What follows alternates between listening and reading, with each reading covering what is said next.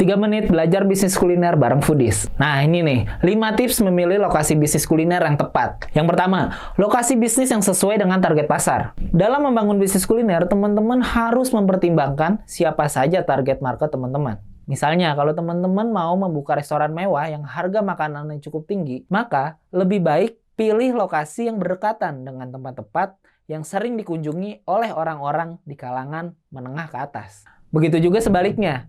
Jika teman-teman berbisnis kuliner skala kecil yang harganya bisa dijangkau oleh berbagai kalangan, maka bisa dipastikan untuk memilih lokasi yang berdekatan dengan universitas misalnya, pemukiman, atau area-area yang dekat dengan kos-kosan. Yang kedua, lokasi bisnis kuliner yang mudah dijangkau. Kenapa harus memilih lokasi yang mudah dijangkau? Hal ini karena lokasi tersebut memudahkan orang-orang untuk tahu bisnis kuliner teman-teman. Jika lokasi bisnis kuliner teman-teman itu ada di dalam mall, pastikan lokasinya berada di tempat yang mudah terlihat dan dijangkau oleh para pengunjung. Namun, perhatikan juga biaya lokasinya, karena tempat yang strategis itu biasanya punya harga sewa yang cukup tinggi.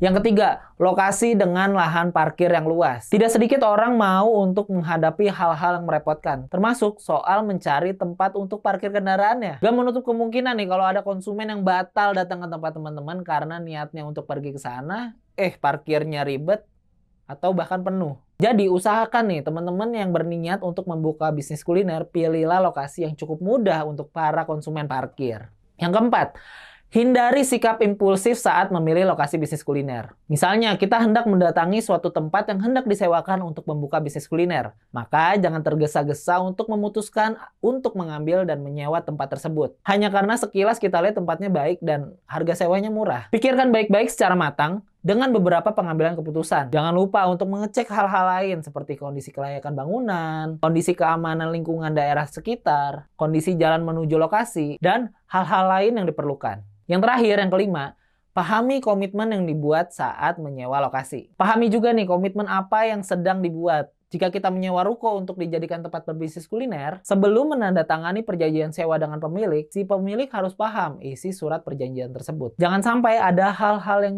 tidak kita inginkan karena masalah perjanjian ini.